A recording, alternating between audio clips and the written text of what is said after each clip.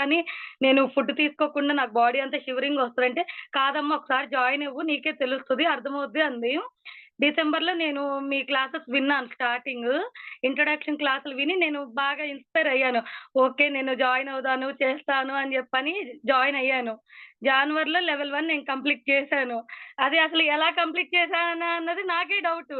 ఏంటి నేను half an our food తీసుకోకుండా ఉండలేను నేను. 24 డేస్ ఎలా నేను ఇలా ఉన్నాను. నేను జ్యూసెస్ కానీ, జావలు కానీ ఎప్పుడు నేను తాగలేదు. ఇప్పటిదా నా లైఫ్‌లో స్టిల్ నాకు 29 ఇయర్స్‌లో నేను ఒక్కసారి కూడా నేను ఎవరైనా తెచ్చి ఇచ్చి నాకొద్దు ఈ జావలొద్దు, ఈ జ్యూసులొద్దు అని చెప్పని నాకు నచ్చేది కాదు ఆ ఫుడ్ అనేది. నాకొద్దు అని చెప్పి అనేదాన్ని నేను. ఆ జ్యూసెస్ నేనే నా చేతులతో నేను ప్రిపేర్ చేసుకుంటూ, జ్యూస్ తాగుతూ, జావలు తాగుతూ ఇలాగ నేను కంప్లీట్ చేస్తాను అన్నది అయితే నాకు స్టార్టింగ్ నమ్మకం లేదు. ఇందులో నేను జాయిన్ అయ్యాక నాకొచ్చిన ఎనర్జీ లెవెల్ కానీ అంతా చాలా అల్టిమేట్. ఎంత ఎనర్జీ లెవెల్స్ వచ్చినియంటే నాకు ఫుడ్ తీసుకున్నప్పుడు నేనెప్పుడు బెడ్‌కే అంకితం అయిపోయి ఉండేదాన్ని. ఫుడ్ తీసుకున్నా గాని ఎనర్జీ అసలు ఉండేది కాదు. ఇంకా అలా బెడ్‌కే వంట చేసాము, వచ్చాము, హస్బెండ్‌కి పెట్టాము, పడుకున్నాము. మళ్ళీ ఎళ్ళాము, పని చేసాము, వచ్చాము, పడుకున్నాము అని తప్పితే ఎనర్జీ లెవెల్స్ అనేది నాకస్సలు ఉండదు. అలాంటిది నేను ఈ లిక్విడ్ తీసుకోవడం స్టార్ట్ చేశాక స్టార్టింగ్‌లో డౌట్‌గానే అబ్బా! ఈ జ్యూస్ ఏంటి? లిక్విడ్ ఏంటి? జావ్ ఏంటి? నేను తాగలేను అనుకుంటూ నేను మొదలుపెట్టాను. అలాంటిది నాకు నేనుగా చేసుకొని నేను తాగగలిగాను అంటే ఆ ఎనర్జీ కానీ అది ఇంట్లో పని మొత్తం అసలు పెండింగ్ ఉండేది కాదు. ఎప్పుడు నాకైతే పెండింగ్ ఉంటా ఉండేది వర్కు. తర్వాత చేసుకుందాంలే ఈ ఎండకి ఏం చేస్తాము? తర్వాత చేసుకొని చలికాలం అయితేనేమో ఈ చలికి ఏం చేస్తాము? వానాకాలం వానకేం చేస్తాము? అంటే ఎప్పుడు ఏదో ఒక సాకు. ఇది ఇలా పెండింగ్ పెడుతూ ఉంటాం అనేది. అంటే సాకు ఎతుక్కుంటూ ఉండేదాన్ని పని చేయడానికి నేను. అలాంటిది ఇందులో నేను జాయిన్ అయ్యాక నాకు ఆ సాకెత్తుకోవాల్సిన అవసరం లేదు. ఎందుకంటే ఎనర్జీ ఫుల్‌గా ఉంటుంది నాకు. ఏ పని చేయాలన్నా గాని నేను టోటల్ ఇంటి పని మొత్తం చేసొచ్చినా గాని ఎనర్జీ లెవెల్ అది అబ్బా! అప్పుడే పనయిపోయిందా? నాకేంటి ఇంకాస్త పనుంటే బాగుండే అనేంతగా అంటే నేను అలా ఉండేదాన్ని ఇలాగా మారిపోయాను. ఇప్పుడు ఫోను చూసుకొని మంచం మీదకెళ్ళి పడుకోవాలంటే అబ్బా! పడుకుంటే ఫోనే చూస్తాం. ఇంకేం మనం పనేం చెయ్యము అనే ఒక ఫీలింగొచ్చింది. అక్కడ పడుకొని ఎప్పుడు పడుకుంటా ఉండేదాన్ని. ఇప్పుడు మంచం మీదకెళ్ళి పడుకోవాలంటే నాకు చిరాకు కలిగేంతగా మార్పు. అయితే నాకు అంత ఎనర్జీ లెవెల్స్ బాగా పెరిగినియి. నేను ఎల్-1లో జాయిన్ అయిందైతే షుగర్ గురించే జాయిన్ అయ్యాను. నాకు రీసెంట్‌గానే షుగరొచ్చింది. డాక్టర్ గారి దగ్గరికెళ్తే అన్నారు, "అమ్మా ఏజ్ చిన్నది. ఇప్పటి నుంచే మీరు టాబ్లెట్స్ అయి యూజ్ చేస్తే ఫ్యూచర్‌లో చాలా ప్రాబ్లమ్ అవుద్ది మీకు" అని చెప్పారు. అందుకని చెప్పని నేను జాయిన్ అయ్యాను. నేను ఇందులో జాయిన్ అయినప్పుడు నాకు షుగరు 240 అలాగా ఉంది. నేను ఇందులో జాయిన్ అయ్యాక ఒక 2, 3 డేస్ నేను లెవెల్ 1లో టాబ్లెట్స్ ఏసుకున్నా. ఇంక నాకు తర్వాత నమ్మకం కలిగింది. ఇంక నాకు టాబ్లెట్స్ అవసరం లేదు. నాకు ఈ పవర్ ఎక్కువైపోతుంది అని చెప్పేసి లెవెల్ 1లో నేను ఆపేసాను షుగర్ టాబ్లెట్ వేసుకోవటం. నేను లెవెల్ 1 అయిపోయాక షుగర్ టెస్ట్ చేసుకుంటే 140 నేను షాకు. ఏంటి నేను ఇంత స్వీట్ జ్యూస్ తాగుతున్నాను గదా! ఇంతింత స్వీట్ తీసుకుంటున్నా గానీ, నేను మామూలుగా ఫుడ్ తీసుకుంటే టాబ్లెట్ వేసుకున్నా గానీ 240, 260 అలా ఉండాల్సిన నా షుగర్ లెవెల్స్ ఇంత స్వీట్ తీసుకొని నేను టాబ్లెట్ ఏసుకోకపోయినా నాకు 140కెళ్ళిందంటే నేను స్టార్టింగే షాక్ అయిపోయాను. నేను చెక్ చేసుకోంగాలనే. ఏంటి నాకు ఇంత నేను టాబ్లెట్ ఏసుకోకపోయినా నాకింత ఎనర్జీ ఎక్కడి నుంచొచ్చింది? ఈ మెడిసిన్ లేకుండా నేనెలా ఉండగలుగుతున్నాను? అసలు మెడిసిన్ కనెక్ట్ అయిపోయింది నా బాడీ ఫస్ట్ నుంచి. థైరాయిడ్, షుగర్ థైరాయిడ్ వచ్చి 5 ఇయర్స్ అవుతుంది గురువుగారు. నేను థైరాయిడ్ టాబ్లెట్ ఏసుకోకుండా ఎప్పుడు లేను.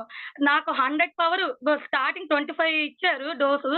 చాల్లేదని 50 చేశారు. తర్వాత 75 చేశారు. నెక్స్ట్ 100 చేశారు నాకు. ఇప్పుడు రీసెంట్‌గా నాకు ఇందులో జాయిన్ అవ్వగా 125 వాడమని చెప్పారు. అలాంటిది నేనిప్పుడు 100 పవర్ కూడా నేనేసుకోవడం మానేశాను. 125 ఏసుకోవాల్సిన నేను 100 పవర్ ఏసుకొని నా బాడీ షివరింగ్ వస్తది. అంటే నాకెక్కువైపోతుంది ఆ పవరు. నాకు 13 పాయింట్స్ ఉంది థైరాయిడ్. ఇందులో నేను జాయిన్ అయ్యాక 1కెళ్ళిపోయింది నాకు థైరాయిడ్. అంటే మొత్తం కరెక్ట్‌గా పర్ఫెక్ట్‌గా నాకు టాబ్లెట్స్ ఏసుకోకపోయినా గాని అన్ని కంట్రోల్‌లోకొచ్చినియి. థైరాయిడ్ గాని, షుగర్ కానీ అంతా ఆ విషయంలో మాత్రం నేను చాలా అసలు షాకయ్యాను గురువుగారు. ఇది ఎలాగా? ఏంటి? అనేసి ఇదంతా మీ ఎనర్జీ లెవెల్ కావచ్చు, మీరిచ్చే ఎనర్జైజేషన్ క్లాస్‌లో కావచ్చు, ఇంకేదైనా మీ పవర్ అయ్యుండొచ్చు గురువుగారు అది మాత్రం మాకు. టాబ్లెట్స్ లేకుండా నేనింకా లైఫ్ లాంగ్ భయపడ్డాను. అమ్మో! నాకు ఏజ్ 29 కదా! నేను జీవితాంతం ఈ మెడిసిన్‌తోనే బతకాలా? ఇంకా ఈ రోజుకి 4, 5 టాబ్లెట్స్ అలాగ యేసుకొని నాకింక ఈ టాబ్లెట్స్ మీద విరక్తి కలిగి అసలు ఆ స్టేజ్‌లో ఉన్న టైంలో మా అక్క నాకు ఈ సజెషన్ ఇచ్చింది. "ఇందులో జాయిన్ అవ్వమ్మా బాగుంది" అని చెప్పేపాటికి నేను ఇందులో జాయిన్ అయ్యాను. ఇప్పుడైతే నేను థైరాయిడ్‌కి కానీ, షుగర్‌కి కానీ ఒక్క టాబ్లెట్ నేనేసుకోవట్లేదు. ఎంత స్వీట్ కావాలంటే అంత స్వీట్ నేను తాగుతున్నాను. చక్కగా తాగుతున్నా. ఏదైనా సరే ఇష్టం లేని ఫుడ్డు నాకు అది ఇష్టమయ్యేలాగా అదొక హాబిట్‌లా చేశారు గురువుగారు ఇందులో జాయిన్ అయ్యాక నాకు. నాకు జ్యూసు, జావ అనేది ఇష్టమే లేదు. టచ్ కూడా చేయను. అలాంటిది అది నాకు ఇష్టం అనేంతగా మారిపోయింది నా లైఫ్ స్టైల్‌లో మాత్రం అది. అందరూ అడుగుతున్నారు. ఇంట్లో అందరు కాల్స్ చేయటం గాని, ఇంట్లో మా హస్బెండ్ గాని, "ఏంటి నువ్వా జ్యూస్ తాగుతుంది" అని జెప్పేసి. ఎ అంటే చెప్పాలంటే ఎక్కిరిస్తున్నారు గూడా. "ఏంటమ్మా నువ్వా జ్యూస్ తాగుతున్నావు? మా ఫుడ్ తినకుండా ఉండలేవు కదా! నువ్వు జ్యూస్ తాగటం ఏంటి?" అని జెప్పేసి అదొక రకమైన అంటే కొంచెం టీజ్ చేస్తున్నారు ఇంట్లో అందరూ. సిస్టర్ కావచ్చు, హస్బెండ్ గావచ్చు అందరూ. "ఎప్పుడు మంచానికే అంకితమై పడుకొనే ఉంటావు. ఆ కాస్త పని తప్పితే ఇంకేమీ చెయ్యవు నువ్వు. అలాంటిది ఇంత స్పీడ్‌గా పని చేయటం అంతా అని నాకు ఒక 1 ½ ఇయర్ బ్యాక్ కాలు ఫ్రాక్చర్ అయింది గురువుగారు. కాలు ఫ్రాక్చర్ అయినప్పుడు కట్టించుకున్నాను. ఆ తర్వాత నాకు నడవాలంటేనే భయమేసింది. అంటే నడిస్తే ఎక్కడ ఏమవుద్ది? ఏంటి? అని ఎక్కువ దూరం నడిచేదాన్ని కాదు నేను.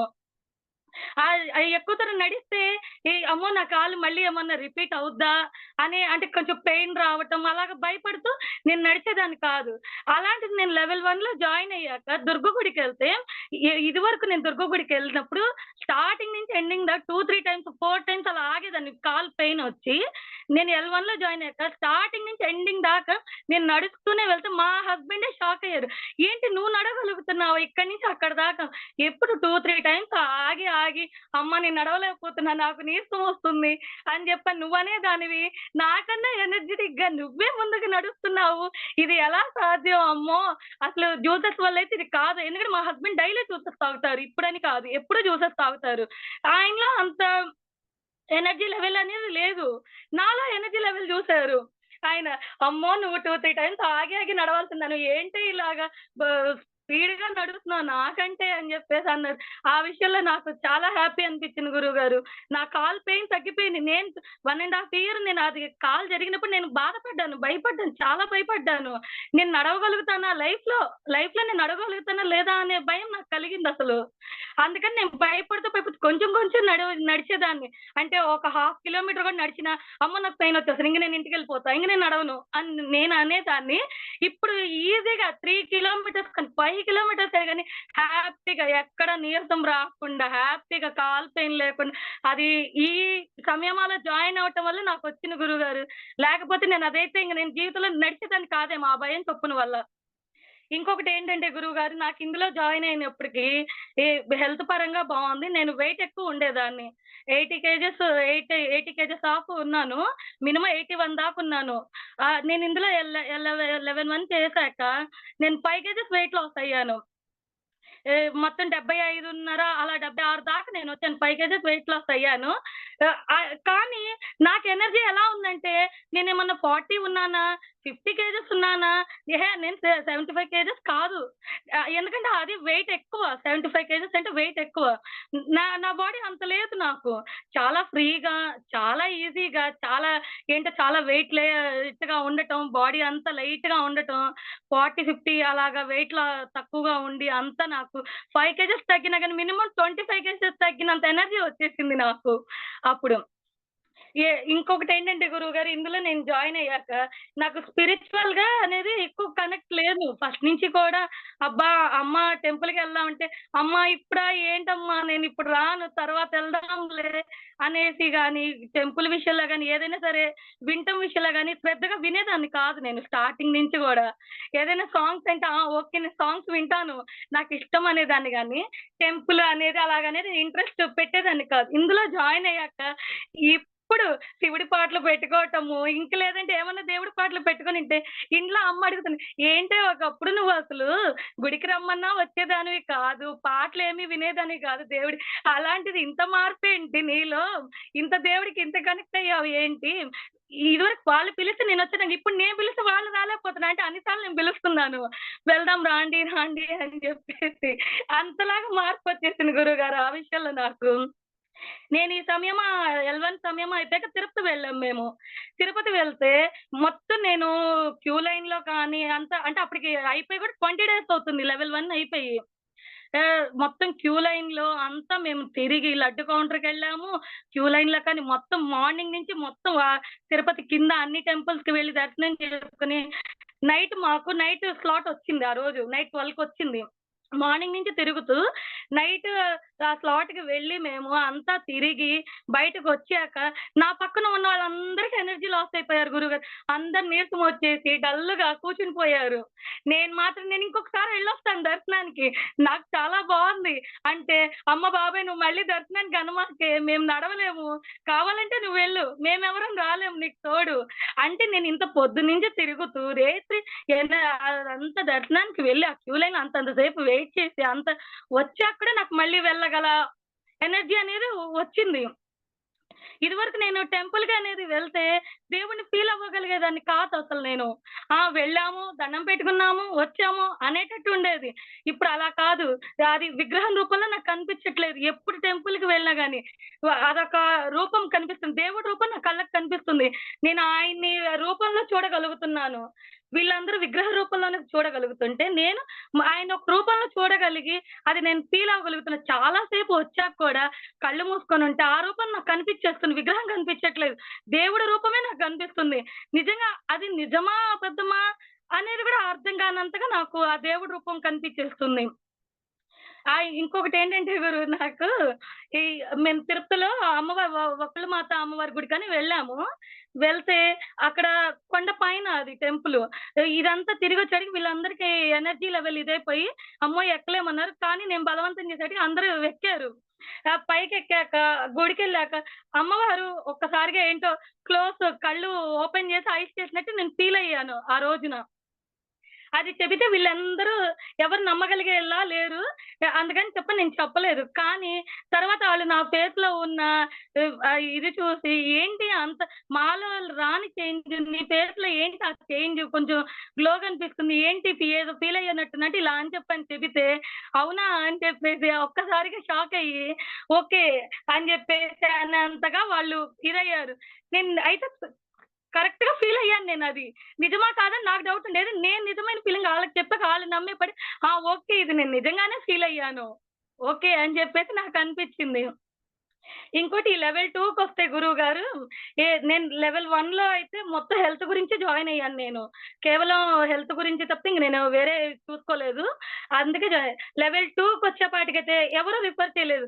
ఓకే. లెవెల్ 1లో మనకిన్ని బెనిఫిట్స్ ఒక్క దాంట్లో మనం ఏ ప్రోగ్రామ్‌కెళ్ళినా కానీ మహా అయితే మెంటల్లీ బావుంటాము, లేదా హెల్త్ బావుంటాము, లేదంటే వెయిట్ లాస్ అవుతాము. లేదంటే ఇంకేదైనా జరగొచ్చు. నేను లెవెల్ 1లో చూసాను. ఏంటి నాకు హెల్త్ ప్రాబ్లమ్స్ తగ్గినియి, వెయిట్ లాసు తగ్గినియి, డివోషనల్‌గా బాగున్నాను. ఎనర్జీ లెవెల్స్ బావున్నాయి. నా కాల్స్ ఫ్రాక్చర్ నేను నడవలేననుకున్న దాన్ని నేను నడవగలిగాను. అసలు ఇన్ని నాకు బెనిఫిట్స్ వచ్చాయి. నేనెలా వదిలేస్తాను గురువుగారు మళ్ళీ ఇంకో లెవెల్ చేయకుండా. లేదు లేదు నేను చేయాల్సిందే. ఇంకో లెవెల్ నేను చెయ్యాలి అని చెప్పని ఓకే అని మార్చ్ బ్యాచ్‌లో జాయిన్ అయ్యాను. నేను మా హస్బెండ్‌కి చెప్పాను గురువుగారు లెవెల్ 2 స్టార్ట్ అవుతుంది. మార్చ్ లెవెల్‌లో జాయిన్ అవుతాను. మార్చ్‌లో అని చెప్పని మా హస్బెండ్ ఒప్పుకోలేదు. ఎందుకంటే మా మ్యారేజ్ డే ఉంది. మార్చ్ 18 మా మ్యారేజ్ డే వచ్చింది గురువుగారు. ఆ రోజు మళ్ళీ తినటానికి ఉండదని చెప్పేసి, "అమ్మ మళ్ళీ నువ్వు ఆ రోజు తినవు. మనం ఎక్కడికైనా ఎళ్ళినా తినటానికి ఉండదు కదా! ఓన్లీ లిక్విడే అంటావు. ఈ మంత్ వద్దు నెక్స్ట్ మంత్ జాయిన్ అవ్వు" అని చెప్పి అన్నారు మా హస్బెండ్. లేదు లేదు నేనైతే జాయిన్ అవుతాను. నేనైతే కంపల్సరీ జాయిన్ అవ్వాల్సినే ఆయనకిష్టం లేకుండానే జాయిన్ అయ్యాను. మార్చ్‌లో మాత్రం నేను లెవెల్ 2 ఇష్టం లేకుండానే జాయిన్ అయ్యాను. ఓకే. ఏదైనా జరగని ఆ తర్వాత గురువుగారే చూసుకుంటారు, శివుడే చూసుకుంటారు. ఏదైనా జరగని జాయిన్ అయితే స్టిల్ నాకొచ్చేపాటికి ఆయన నా చూడటం అసలు అలా అంత మార్పొస్తదని నేను అనుకోలేదు గురువుగారు. ఈ విషయం అయితే వద్దు అన్నారు కదా! ఆ రోజు పలక్కుండా ఉంటారేమో నాతో. అంటే ఇంకేదైనా ఇంకా తను ఇదైపోతారేమో అనేసి నేను అనుకున్నాను. అంటే కొంచెం ఏమన్నా బాధపడటం అలాంటివి చేస్తారేమో అనుకున్నా నేను జాయిన్ అయినప్పుడు. తనకిష్టం లేకుండానే జాయిన్ అయ్యా. కానీ మా మ్యారేజ్ డేకొచ్చి తను హ్యాపీగా ఉండటము, నన్ను టెంపుల్ తనే తీసుకెళ్ళి దగ్గరుండి, "ఓకే అమ్మా నువ్వు చెయ్యి" అని అంటాం కానీ, తను తను నాకు జ్యూస్ తీసుకొచ్చి ఇవ్వడము అంతా తన మార్పనేదైతే చాలా బాగుంది గురువుగారు నాకు.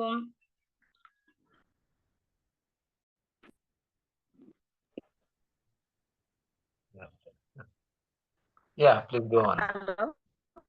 వినిపిస్తోందమ్మా. ఆ! చెప్పండి. ఆ! ఆ! వినిపిస్తుందా బ్రో? కొంచెం హలో! డిస్టర్బెన్స్‌గా ఉంది. But yes it is audible. Is it audible to everyone? అందరికి వినిపిస్తుంది గదా! నేను మాట్లాడేది స్పష్టంగా? ఇప్పుడు వినిపిస్తుందా రైట్. గురువుగారు? Yes, Guruji.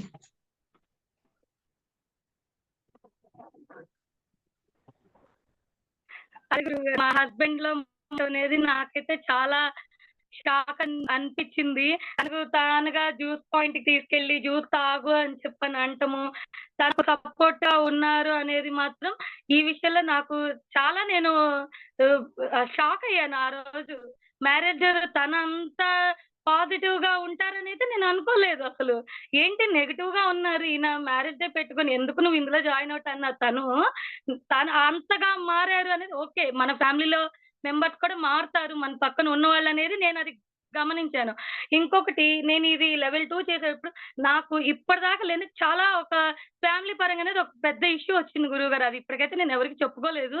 అది నార్మల్‌గా అయితే ఇదివరకు రోజు నేను ఈ సంయమ చేయకముందైతే ఏడుస్తూ కూర్చొని ఇంక నేనేం చేయలేను. ఆ దేవుడు నాకిన్ని కష్టాలు పెడుతున్నాడు. ఇదివరకు నేను అలా ఆలోచించేదాన్ని. నాకే ఎందుకు కష్టాలు పెడుతున్నాడు దేవుడు ఇన్ని రకాలుగా నాకెందుకు బాధ పెడుతున్నాడని నేను అనుకుంటూ ఉండేదాన్ని ఇదివరకు. కానీ ఇందులోకి నేనొచ్చాక లేదు లేదు నాకిప్పుడు కష్టం వచ్చిందంటే నేను దాన్ని ఎలా ఛేదించాలి? దాన్ని ఎలాగా ఏంటి అనేది కాన్ఫిడెంట్ లెవెల్ బాగా పెరిగింది గురువుగారు. ఎంత పెద్ద కష్టం వచ్చినా గాని తట్టుకోగల కేపబిలిటీ నాకొచ్చింది. నేను లెవెల్ 1కి ముందు నేను మీకు చెప్పాను. నాకు మెంటల్లీ చాలా స్ట్రగుల్స్ ఉన్నాయి. నేను తట్టుకోలేకపోతున్నానని. అదైతే మాత్రం ఇప్పుడు నేను పూర్తిగా అచీవ్ చేసేసాను గురువుగారు. ఎందుకంటే నాకొచ్చిన కష్టం అనేది నేను ఇదివరకు చిన్న కష్టానికి ఏడుస్తూ ఉండేదాన్ని. ఇప్పుడు అలాంటి పెద్ద కష్టం వచ్చినా నేను ఫేస్ చేయగలుగుతున్నా. నేను లాజిక్‌గా ఆలోచించట్లేదు, ఎమోషనల్ కాదు. నా గురించి నేను ఆలోచించుకుంటున్నాను ఈ విషయంలో. ఇదివరకు నేను ఎమోషనల్‌గా ఫీల్ అయిపోయేదాన్ని ప్రతి దాంట్లోనూ. ఏంటి నాకే ఇలా అవుతున్నాయి ఎమోషనల్ కొన్ని కొన్ని విషయాల్లో లాజిక్‌గా ఫీల్ అయ్యేదాన్ని. ఇలాగా, అలాగా అని చెప్పి. ఇప్పుడు అలా కాదు. నేను నా గురించి నేను ఆలోచించుకుంటున్నాను. దీన్ని నేను ఇలా హ్యాండిల్ చేయగలుగుతాను. నేను హ్యాండిల్ చేయబట్టే నాకు ఆ దేవుడు నాకు ఆ కెపాసిటీ ఇవ్వబట్టే ఆ కష్టం నాకిచ్చాడు. లేకపోతే నాకు ఆ కష్టం వచ్చేది కాదు అనే స్టేజ్‌కి నేను మారిపోయాను గురువుగారు. ఇందులో నేను జాయిన్ అయ్యాక. అంత ఇదిగా నేను మారిపోయాను. అందుకు మాత్రం మీకు చాలా చాలా కృతజ్ఞత చెప్పుకోవాలి గురువుగారు. ఇంకోటి నార్మల్‌గా మనం ఇందులోకి రావాలి అంటే మనం అనుకుంటే వచ్చేవాళ్ళం కాదు గురువుగారు. ఇది ఈ హిందూ చైతన్యం అనే ఛానెల్‌లో గాని, గ్రూప్‌లో గాని జాయిన్ అవ్వాలంటే పూర్వజన్మలో సుకృతం చేసుకుంటేనే ఇందులో జాయిన్ అవుతారు. ఎవ్వరైనా సరే గురువుగారు. నార్మల్‌గా ఇందులో జాయిన్ అవ్వాలి అని కున్నా గాని ఎవరు చెయ్యలేరు, జాయిన్ అవ్వలేరు. పూర్వజన్మ పుణ్యఫలం ఉండాలి వాళ్ళకి. ఎందుకంటే ఆ దేవుడు కటాక్షం లేనిదే మనకేది దొరకదంటారు మంచి అనేది.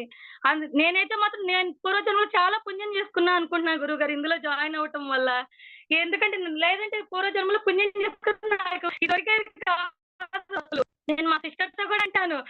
అసలు చాలా నేను మన హాస్పిటల్‌కెళ్తే ఒక హెల్తే బావుంటదక్క. జిమ్‌కెళ్తే వెయిట్ లాసే అవుతాము. ఇంకేదైనా స్పిరిచ్యువల్ ప్రోగ్రామ్స్ వింటే మనం మెంటల్లీ బ్యాలెన్స్ అవుద్ది కానీ, మనం ఈ హిందూ చైతన్య ప్రోగ్రామ్‌లు చేయటం వల్ల మొత్తం మనకి హెల్త్ బావుంటుంది. వెయిట్ లాస్ అవుతున్నాం. మెంటల్లీ స్ట్రాంగ్ అవుతున్నాం. ఇంకొకటి ఇదివరకు నాన్‌సెన్స్ ఎక్కువగా మాట్లాడాల్సొచ్చేది. అంటే మనకు అక్కర్లేని విషయాల గురించి కూడా ఎక్కువ మాట్లాడేవాళ్ళం. ఇప్పుడు అయి మాట్లాడాల్సిన అవసరం లేదు. ఓకే. మనకి ఇంత మటికే అవసరం. ఎదుటి వాళ్ళు అన్నారు. మనకి రిపీట్ చెప్పాల్సిన అవసరం లేదు వాళ్ళకి. ఎందుకంటే ఆ నాన్‌సెన్స్ మనకు అనవసరం. మనం మంచిగా ఉంటూ నలుగురిని మంచి బాటలో నడిపిచ్చాలి. ఎవరు చెడుగా ఉండకూడదు. చెడు ఆలోచనలు రాకూడదు అనేది బాగా క్లారిటీ వచ్చింది గురువుగారు. ఇందులో చేరాక మాత్రం మాకు. ఇంకొకటి ఇందులో నేను లెవెల్ 1లో 5 కేజెస్ తగ్గాను గురుగారు. తర్వాత ఫిబ్రవరిలో గ్యాప్ వచ్చాక 2 కేజెస్ నేను పెరిగాను. పెరిగినా గానీ, ఆ లెవెల్ అయితే నాకు ఎనర్జీ లెవెల్ అయితే తగ్గలేదు.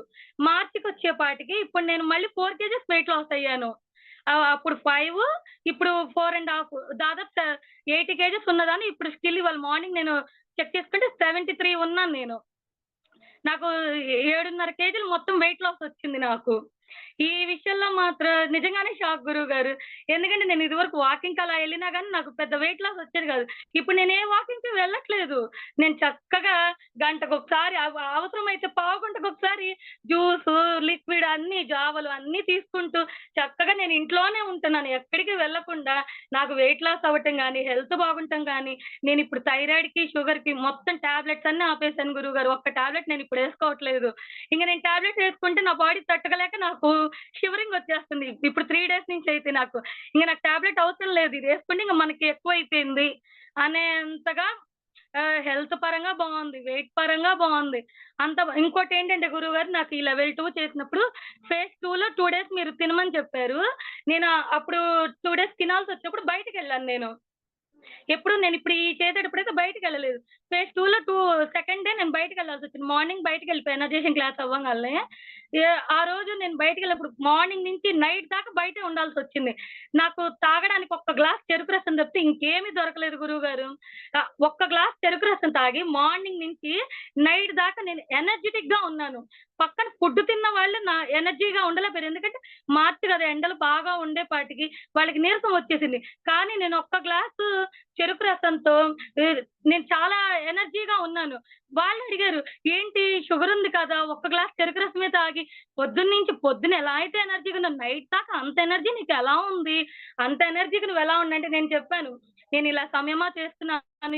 ఇలా హిందూ చైతన్యం ప్రోగ్రామ్‌లో జాయిన్ అయ్యాను. మాకిలా ఎనర్జేషన్ క్లాస్ ఉంటది. దానివల్ల మాకు ఎనర్జీ వస్తది" అని నేను చెప్పాను. ఇంకోటేంటంటే నేను భయపడ్డాను. ఇందులో జాయిన్ అవ్వకుండా నేనే భయపడ్డా. నాకు షుగర్ ఉంది. నాకు అరగంట లేట్ అయితే ఫుడ్ తీసుకోకుండా నేను ఉండలేను అన్న దాన్ని నేను మార్నింగ్ నుంచి నైట్ దాకా తినకుండా ఉండి ఒక గ్లాస్ జ్యూస్‌తో నేను అంత ఎనర్జీగా ఉన్నాను. అంటే నాకు ఇప్పటికే డౌటే గురువుగారు నా మీద. ఇంత ఎనర్జీ నాకెక్కడి నుంచి వచ్చిందసలు? అది అసలు నా పక్కన ఉండాలిగా నాకే డౌటు. అరగంట తినకుండా ఉండకుండా ఉండలేకపోయానని రోజంతా ఒక గ్లాస్ చెరుకు రసంతో నేనెలా ఉన్నాను? ఇంత ఎనర్జీ ఎక్కడి నుంచి వస్తుంది నాకు? అని జెప్పేసి మాత్రం అది మాత్రం చాలా ఓకే. చెయ్యొచ్చు. షుగర్ ఉన్న వాళ్ళే కాదు. ఏదైనా సరే ఏ ప్రాబ్లమ్ ఉన్నవాళ్ళైనా ఇది చెయ్యొచ్చు. నేను షుగర్ ఉంది, థైరాయిడ్ ఉంది. నేను చేయలేను అనుకోనాల్సిన అవసరం లేదిది. షుగర్ ఉన్నా చేయొచ్చు. ఎందుకంటే బెస్ట్ ఎగ్జాంపుల్ నేనే. అరగంట లేట్ అయినా తినకుండా ఉండలేని దాన్ని రోజంతా ఒక గ్లాస్‌తో ఉండగలిగాను అంటే మాత్రం చాలా నా బాడీలో మార్పొచ్చిందనే అనుకుంటాను నేను ఆ విషయంలో. నాకు భయమనేది పోయింది. చాలా విషయాల్లో భయం అనేది అలాగా ఉంది. ఆ భయం అంతా పోయింది గురువుగారు ఇప్పుడైతే. కాన్ఫిడెంట్‌గా చాలా హ్యాపీగా ఉండగలుగుతున్నాను. ఏ విషయంలో అయినా సరే ఈ ఇంట్లో ప్రాబ్లమ్స్ కానీ, బయట ప్రాబ్లమ్స్ కానీ, నా హెల్త్ ఇష్యూస్ కానీ హ్యాపీగా హ్యాండిల్ చేయగలుగుతున్నా. ఇదివరకు అయితే మొత్తం నేను డల్‌గా ఉండి అలాగే ఉండగలిగేదాన్ని. ఇప్పుడైతే చాలా హ్యాపీగా ప్రాబ్లమ్స్ అన్ని క్లియర్ చేసుకున్నా. నాకు ప్రాబ్లమ్ రాకపోతే ఇప్పుడు బాధేస్తుంది. ఎందుకంటే దాన్ని ఎలా హ్యాండిల్ చేయాలో తెలియదు కదా! మనకి ప్రాబ్లమ్ రాకపోతే. ప్రాబ్లమ్ వస్తేనే మనకు తెలుస్తది. మనలో మనకెంత స్టామినార్ ఉంది, మనలో ఎంత బలం ఉంది అనేది మనకి ప్రాబ్లమ్ రావటం వల్లే మనకు తెలుస్తది. ఇప్పుడు నేను నాకొచ్చిన ప్రాబ్లమ్ క్లియర్ అయితే ఇంకే ప్రాబ్లమ్ వస్తదా అని నేను ఎదురు చూస్తున్నా. దాన్నెలా హ్యాండిల్ చేయాలి? దాంట్లో నేనేం లెసన్ నేర్చుకోవాలి? ఇంకొకటేంటంటే గురువుగారు ఇదివరకు నాకెవరైనా పలానా ప్రాబ్లమ్ వచ్చిందని నా దగ్గరికి ఎవరైనా వచ్చి అడిగితే నేను సమాధానం చెప్పలేకపోయేదాన్ని. ఎందుకంటే నేను ప్రాబ్లమ్స్‌లో ఉండేదాన్ని కాబట్టి. ఇప్పుడు నేను కరెక్ట్‌గా చెప్పగలుగుతున్నా. ఇలా కాదు, ఇలా చేయండి మీరు. ఇలా చేస్తే మీ ప్రాబ్లమ్ అనేది క్యూర్ అవుద్ది అని కాన్ఫిడెంట్‌గా నేను చెప్పగలుగుతున్నా అంటే నా ప్రాబ్లమ్ నేను క్యూర్ చేసుకుంటూ, పక్క వాళ్ళ ప్రాబ్లమ్స్ కూడా నేను క్యూర్ చేసే స్టేజ్‌కి నేను వచ్చేసాను. ఇప్పుడు ఇందులో నేను జాయిన్ అవ్వటం వల్ల. అందుకు మాత్రం నాకు చాలా సంతోషంగా ఉంది గురువుగారు. ఇంకోటి ఈ ఫ్యామిలీ పరంగా అనేదైతే చాలా బాగా అర్థం చేసుకుంటున్నారు గురువుగారు. ఇదివరకు తిన్నావా అనే వాళ్ళు ఉండేవాళ్ళు కాదు ఇంట్లో. అలాంటిది ఇప్పుడు వాళ్ళు చక్కగా జ్యూస్ చేసి ఇవ్వటం గానీ, జ్యూస్ తీసుకొచ్చి ఇవ్వటం కానీ, వాళ్ళు చాలా బాగా పట్టించుకుంటున్నారు. మనం ఇందులో చేయటం వల్ల మనం ఒక్కళ్ళమే మారుతాం అనుకోవటం కల. మన చుట్టుపక్కల వాళ్ళు, ఇంట్లో వాళ్ళు అందరూ మారుతారు గురువుగారు ఇందులో చేయటం వల్ల. ఈ మనం ఒక్కళ్ళం మారితే మనకొక్కళ్ళకే బెనిఫిట్. కానీ మన చుట్టుపక్కల అంతా మారితే మనకి ఇంకా మోర్ బెనిఫిట్స్ ఒస్తాయి. మనకున్న బెనిఫిట్స్ కన్నా ఇంకా బెనిఫిట్స్ ఒస్తాయి. మన చుట్టుపక్కల వాళ్ళు మారే వల్ల. అందులో అయితే మాత్రం నేను చాలా సాటిస్ఫాక్షన్ అయ్యాను. ఇది మాత్రం నేనైతే అందరికి రిఫర్ చేయాలనుకుంటా. ప్రతి ఒక్కళ్ళు జాయిన్ అవ్వాలనే కోరుకుంటాను గురువుగారు. ఎందుకంటే ప్రతి ఒక్కళ్ళు ఎప్పుడు లైఫ్‌లో ప్రాబ్లమ్స్ లేని వాళ్ళంటూ ఎవరు ఉండరు. హెల్త్ కావచ్చు, ఏదైనా పర్సనల్ ప్రాబ్లమ్ ఎవరైనా కావచ్చు. ఈ ప్రాబ్లమ్‌కి ఇది చేయాలనైతే అనుకోవాల్సిన అవసరం లేదు.